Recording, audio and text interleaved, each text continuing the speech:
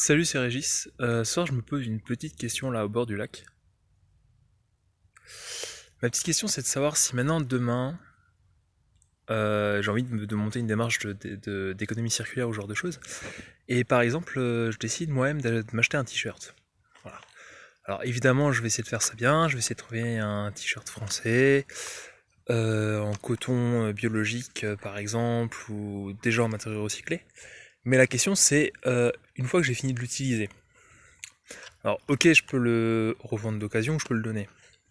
Mais si maintenant il est en mauvais état, maintenant en très mauvais état, et que je sais que c'est déjà, comment dire, un matériau assez noble, assez compliqué à extraire, ce genre de choses, qu'est-ce que je fais? Alors je vais pas le jeter, parce que ça n'a pas d'intérêt, mais sinon je la mets à la benne des vêtements, il y a des chances que ce fameux t-shirt en matériau un peu plus noble et en matériau un peu moins renouvelable, enfin un peu plus compliqué à extraire, bah que ce t-shirt là il se retrouve voilà, soit à l'incinérateur, soit en isolation, ou voilà. Donc moi la grande question que j'ai, c'est comment est-ce qu'on peut faire pour être sûr qu'un vêtement en fin de vie retombe en état de fil pour refaire du vêtement. Alors pourquoi ça? Tout simplement parce que j'estime que même si maintenant un t-shirt est troué par exemple, alors certes on peut en faire des chiffons industriels, pourquoi pas, mais on va dire que sur ton t-shirt troué, tu n'auras que 5% qui seront réellement troués et 95% qui seront encore réutilisables et encore exploitables et tout ça. Et faut refaire en forme de fil ou j'en sais rien. Et donc la grande question, c'est de savoir comment on fait. Et est-ce qu'à un moment, les industriels ne devraient pas se poser la question de eux-mêmes mettre en place des boucles? Voilà. D'un point de vue de l'économie circulaire, d'en mettre des boucles, comme j'ai expliqué dans mon article donc sur l'économie circulaire sur mon site internet. Et donc voilà, je me pose cette question parce que je la trouve importante et intéressante.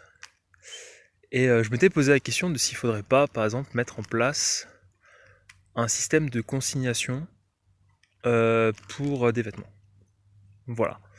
À savoir laisser le choix au consommateur de s'il veut acheter son t-shirt à un prix normal. Et donc dans ce cas-là, il n'est pas du tout certain de ce qui va arriver au recyclage. Ou alors de passer à une étape au-dessus et donc de rajouter un prix pour la fin de cette première vie du t-shirt. Voilà. Je parle d'un t-shirt, mais c'est pareil pour un pantalon, une chemise ou n'importe quoi. Un foulard, je sais pas moi, une casquette. Voilà. Donc ça, c'est vraiment une question que je me pose et je me dis, est-ce qu'il faudrait pas qu'on arrive jusqu'à un niveau de consignation donc ça veut dire payer un peu plus et après renvoyer le t-shirt au fournisseur pour que lui il fasse ce qu'il a à faire avec ce t-shirt là quoi. Donc voilà, c'était un peu la question donc de cette consignation par rapport à là. Et après la question c'est de savoir comment dire, bah, forcément qui paye les frais de port quoi. Est-ce que c'est à nous consommateurs de payer les frais de port? Est-ce que c'est à l'industriel de payer les frais de port? Comment ça se passe? Voilà, j'ai pas la réponse à cette question, mais je vous avoue que ça m'intéresse énormément parce que je pense que c'est vraiment une des grosses problématiques qu'on a en ce moment. Surtout quand on voit que l'industrie du vêtement avec la fast fashion, c'est juste une horreur. Voilà, faut dire ce qui est. Quand on voit le nombre de pesticides qu'on met pour mettre des cotons, quand on voit tous les scandales qu'il y a par rapport au glyphosate et je vous en passe, à un moment, voilà, faut qu'on commence à se poser des questions. De certes acheter des vêtements de qualité qui nous durent plus longtemps, qui soient éco-conçus, mais aussi qu'on pense au vite après. Voilà, c'était ma petite réflexion du soir. Je vous remets la petite vue du lac.